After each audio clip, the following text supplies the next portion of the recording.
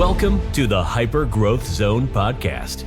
This is your go-to resource for personal growth, mastering communication, and influencing and persuasion techniques that will help you unleash the full potential of yourself and others. Here is your host, Alex Morgan.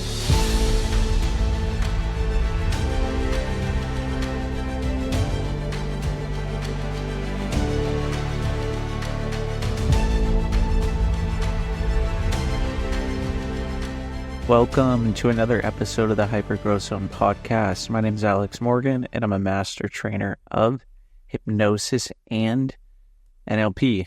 And I have a few questions for you. Have you ever wondered why breaking a bad habit may feel like an uphill battle? Or why new resolutions fizzle out so quickly? What if the key to creating lasting change doesn't lie in sheer willpower?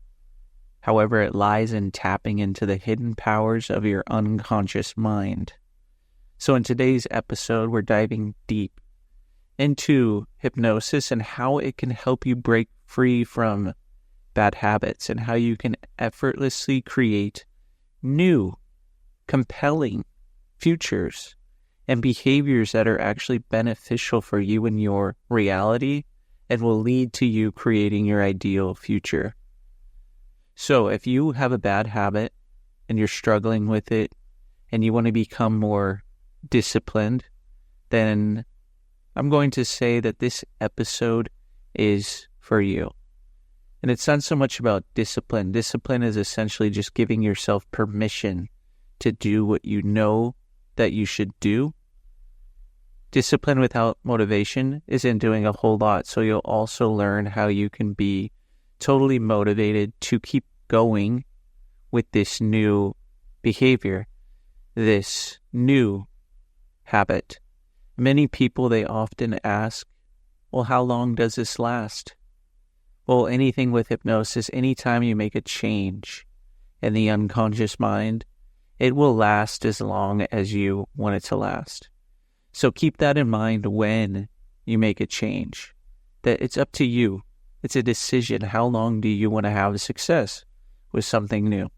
So it's actually quite easy to break bad habits and create new behaviors using hypnosis. Years and years and years ago, I was actually in a hypnosis training and I had a bad habit of eating sour candy all the time. I always wanted this certain sour candy and I was eating it just about every day. Now, maybe you have a habit that's much worse and that's fine. This is just an example. And so during this training, we had an opportunity to get rid of a bad habit. And that's a great thing about a hypnosis training is you have a lot of opportunities to work on your own issues, your own problems, and create new opportunities, possibilities, choices, and solutions. So we came to this technique where we could use it to get rid of a behavior, turn a food that we liked into something we didn't like. So something like this. So I chose to do this with sour candy. And so basically what you do is you change the picture. I brought up a picture in my mind of sour candy and how great it was.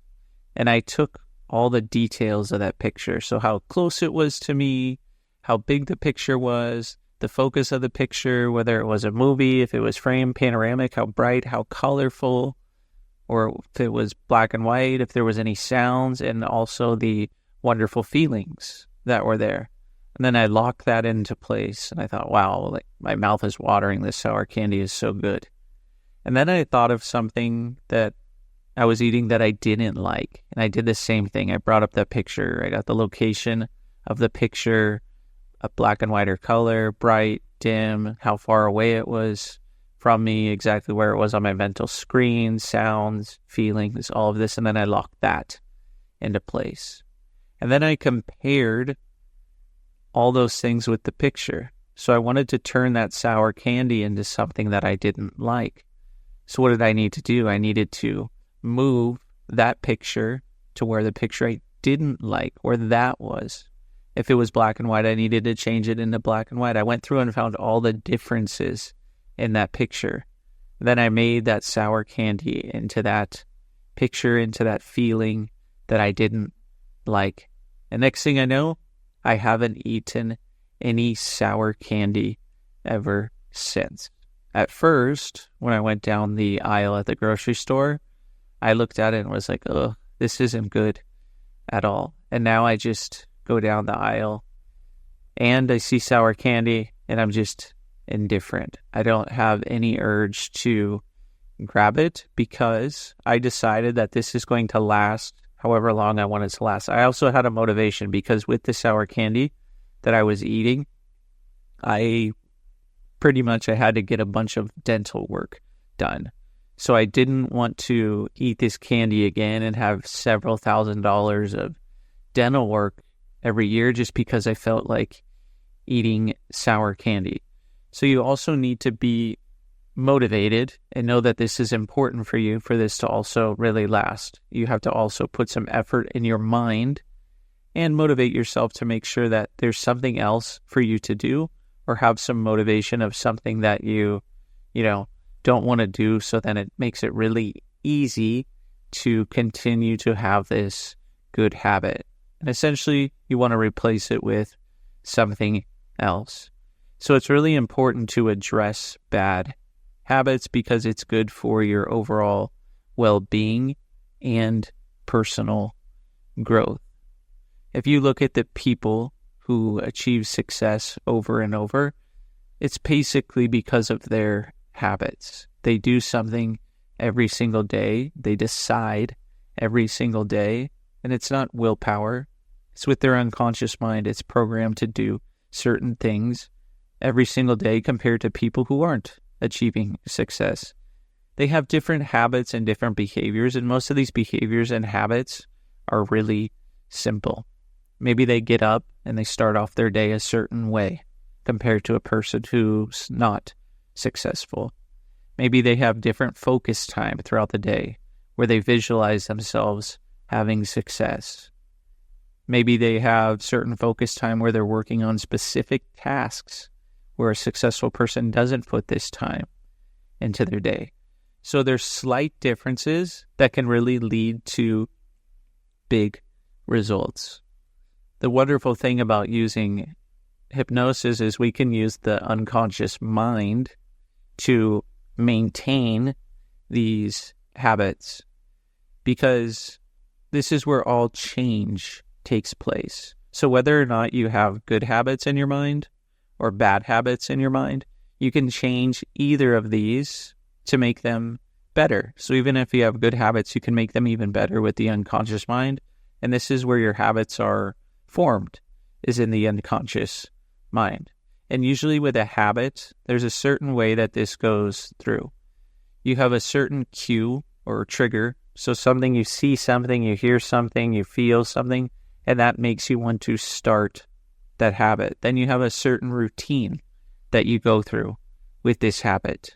And the wonderful thing about this is it's all in the unconscious mind. So if you can change the trigger or the routine, then you'll expect a different reward. A habit also has a reward. So that's why you do it. Me, the sour candy, the reward was, it tasted so good. And that cue, I would go into the grocery store and I just had to have it because my mouth was watering. Once I saw it, once I was triggered, that was it. And the routine was, okay, I'll buy a bag or two and I'll go home and eat however much. And the reward was the really, really good taste. However, it also had negative rewards. So I decided that enough was enough. So we need to know how to use the unconscious mind and how we can reprogram the mind to disrupt these negative habits and how we can introduce positive new behaviors. Because everything that we do, we have a strategy in our mind. So even with habits, we have a strategy in our mind. What does that mean? That means that we first see a certain picture, we hear a certain sound, or we feel a certain thing. And then we have a series of steps that lead to a specific outcome. So like I said, I would walk into the store, I would see the pack of the sour candy, then my mouth would water. So I would have some sort of taste reaction in my mouth. And then I would grab the sour candy with my hand. So what did I need to do? I needed to create a different feeling inside of me so that when I saw it, I didn't have that watering in my mouth. So that's what I did to break the habit. However, we need to understand that all habits, they have a certain sequence in our mind that lead to a specific result. So every habit that you have, if you change the order and sequence of these events, essentially this is an internal representation. This is a picture in our mind. So a lot of times if you can change the order or sequence of this, or change it completely, take out a sound or take out a feeling or add a different feeling or have another picture in your mind, whatever it is, this is going to lead to a completely different result. Now, different habits, some of the more deep ones that people come to do hypnosis for, things like smoking, overeating, nail biting. Some of these are more challenging to break than simple ones like I mentioned, because especially with smoking or overeating or something like this, there may also be lots of emotions involved. Negative emotions that people have. Maybe they have fear, stress, anxiety, sadness, anger, hurt, guilt, regret, whatever it is. So this makes it a bit more challenging to break. However, with hypnosis, there's easy and simple things that you can do to get rid of negative emotions. Now, those are some major negative emotions. So if you do have those, it's good to work with someone who knows what they're doing. So if you want to work with me on any negative emotions, definitely reach out. All my information is in the description of the episode. I just want to let you know that some habits like this, it's not as easy to break, like my sour candy, for example, so much, because they may have some more complex emotions around them depending on the person. So that's how we can look at that, at least. Now, using hypnosis, you can address bad habits by focusing on the perception that you have of the cue or the trigger. That's what I said. If you see it and you have a certain feeling, well, you can change how you feel about it, or you can change the picture. You can alter the picture. If you see that trigger and it's in your mind and it's big and bright and close to you and a little above eye level, if you change the location of that picture, you change the colors and you change the feeling, that trigger's not going to have the same effect. So this changes the emotional response to how you want that thing, how you start to get into the routine. And then what you do is you can reinforce the decision to quit or change. So the easiest way to do this is to go out into the future and imagine a time in the future where you used to want to do that old habit that you used to have, and you imagine what you did instead. And the more you rehearse something in your mind to do something else and show yourself that you have other options, choices, possibilities, opportunities, your mind is essentially mentally rehearsing this. And with this mental rehearsal, it shows you that there's no point in doing this anymore and that you have other choices. Because your mind, it doesn't know the difference between what's real and imagined. So if your mind keeps seeing you do something else and it has good feelings because of that, your mind is going to want to do that. So anytime that you have a bad habit, you want to get rid of it, and then you want to install some other behavior. You don't want to feel just totally neutral. You want to feel good, so you can put a new behavior that helps you create a compelling future with good feelings, with a good picture you want, with good sounds, with all those wonderful things. So then you have something else to do. That's the whole point. Everything in hypnosis, we say, should increase choice.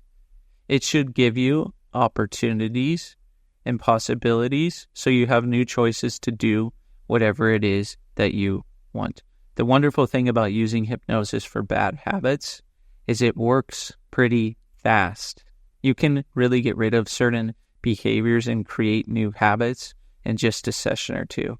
For example, with smoking, sometimes I don't even talk about smoking. I can get rid of the emotions in a session or two, and then they have no desire to smoke anymore because we worked on the emotions. And then I tell them that we should work on a few other sessions. And why do I tell them this? I tell people this, that we should always do a few more sessions, because then we can create all the stuff that they do want. We can fill up their mind with all the good stuff. We can fill up their mind with the future that they want, with their ideal future. So that's the wonderful thing about using hypnosis, is you get to imagine yourself having your ideal future after you already got rid of the emotions or the trigger and the routine and the reward of the habit. And now you have a way to reward yourself with all the things that you actually want that are going to get you the results that you want. You get to focus on this. So you get to visualize yourself doing this. I'm going to give you suggestions so you can reinforce this new habit. And the unconscious mind, it only needs some repetition to install a new habit. So even if you want to have a new habit, I was talking to someone the other day, and they did a personal development training many years ago. And they said, one of the things that the person suggested is you can always make it happen. And so they had this suggestion and they brought it into any situation. So anything that they ever wanted in the future, they didn't have a habit of not making a decision anymore. This person wanted to work on not making decisions anymore. They had this bad habit of just sitting around and not making things happen. And so this person gave them a new suggestion during this training that they can make things happen whenever they want, in any situation. And they had the flexibility of behavior. So this person wanted to buy something at one point, and the seller wasn't really budging. They were kind of, I don't know if I want to do it yet, and this and that. And it was a rather large purchase. So what this person then offered them, it didn't really do too much to sweeten the deal. However, it probably saved the person a lot of money in the long run, because they actually got it for a better price without negotiating it so much.